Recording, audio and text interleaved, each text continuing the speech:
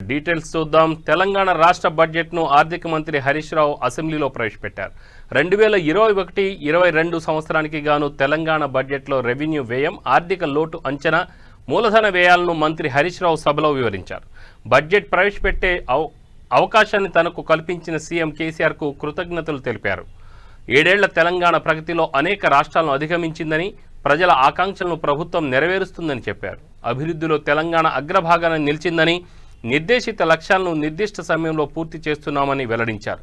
సమస్యలు, సవాళ్లు అధిగమిస్తూ ప్రగతి పథాన పయనిస్తున్నామని, కరోనా వల్ల ప్రపంచవ్యాప్తంగా ఆర్థిక వ్యవస్థ కుప్పకూలిందన్నారు.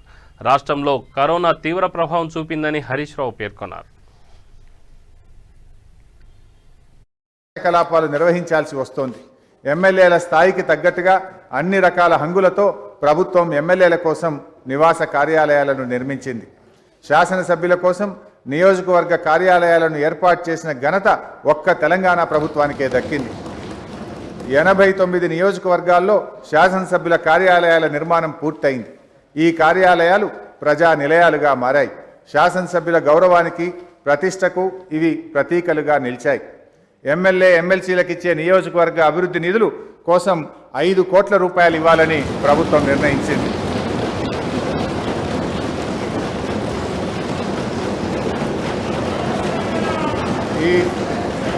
ఈ నిధుల వినియోగానికి సంబంధించిన మార్గదర్శకాలను ప్రభుత్వం త్వరలో విడుదల చేస్తుంది. ఎమ్మెల్యే మరియు ఎమ్మెల్సీలకు నియోజకవర్గ అభివృద్ధి నిధుల కోసం ఈ బడ్జెట్లో 800 కోట్ల రూపాయలను ప్రభుత్వం ప్రతిపాదిస్తుంది. భారత రాజ్యాంగ నిర్మాత డాక్టర్ బిఆర్ అంబేద్కర్ గారు అన్నట్లు ధ్యేయం పట్ల నిలువెల్ల అంకిత భావం కలిగిన వ్యక్తులు సమాజాన్ని ముందుకు నడిపిస్తారు. ఈ మాటను నిజం చేస్తూ ముఖ్యమంత్రి గారు షెడ్యూల్డ్ కులాల ప్రజల సర్వతోముఖాభివృద్ధి కోసం నూతన పథకాన్ని రూపొందించారు. తెలంగాణ ప్రభుత్వం ఈ బడ్జెట్లో వ్యయం దళిత్ ఎంపవర్మెంట్ ప్రోగ్రాంను ప్రవేశపెడుతోంది. ఈ నూతన పథకం ద్వారా రాష్ట్రంలో షెడ్యూల్డ్ కులాల ప్రజలకు పెద్ద ఎత్తున ప్రయోజనాలను కలిగించబోతున్నది.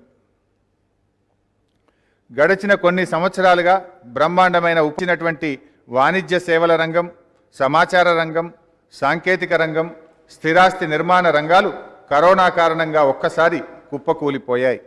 కరోనా ప్రభావాన్ని తట్టుకొని నిలబడిన ఒకే ఒక్క రంగం వ్యవసాయం. కరోనా కష్టకాలంలోనూ తెలంగాణలో వ్యవసాయ రంగ అభివృద్ధి క్రియాశీలకంగా ఉందని ఘంటాపథంగా చెప్పొచ్చు. గత ప్రభుత్వాలు దండగా ఈసడించిన వ్యవసాయమే నేడు కరోనాను తట్టుకొని అభివృద్ధిని సాధించింది. రాష్ట్రం ఏర్పడినప్పటి నుంచి తెలంగాణ ప్రభుత్వం వ్యవసాయం, దాని అనుబంధ రంగాల్లో తీసుకున్న ఉద్దీపన చర్యల వల్లనే ఇది సాధ్యమైందని గమనించాలి. వ్యవసాయ రంగంలో ప్రభుత్వం తీసుకున్న ప్రగతిశీల చర్యలేవి ఊరికే పోలేదు. పెట్టిన ప్రతి పైసా సార్థకమైంది అని అనడానికి ఈ ఆపత్కాలంలోనూ వ్యవసాయ రంగం నమోదు చేసిన అభివృద్ధి గణాంకాలే నిదర్శనం.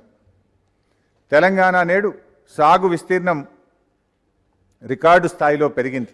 2014-15లో ఉన్న సాగు విస్తీర్ణం 1,41,00,000 ఎకరాలు కాగా 2020-21 సంవత్సరంలో అది 2,10,00,000 ఎకరాలకు పెరిగింది.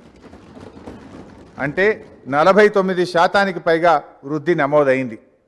అదేవిధంగా పంటల ఉత్పత్తి 2014-15 సంవత్సరంలో 2,05,00,000 మెట్రిక్ టన్నులు నమోదు కాగా అది 2020-21లో రికార్డు స్థాయిలో 4,11,00,000 మెట్రిక్ టన్నులకు పైబడి వస్తుందని అంచనా వేస్తుంది.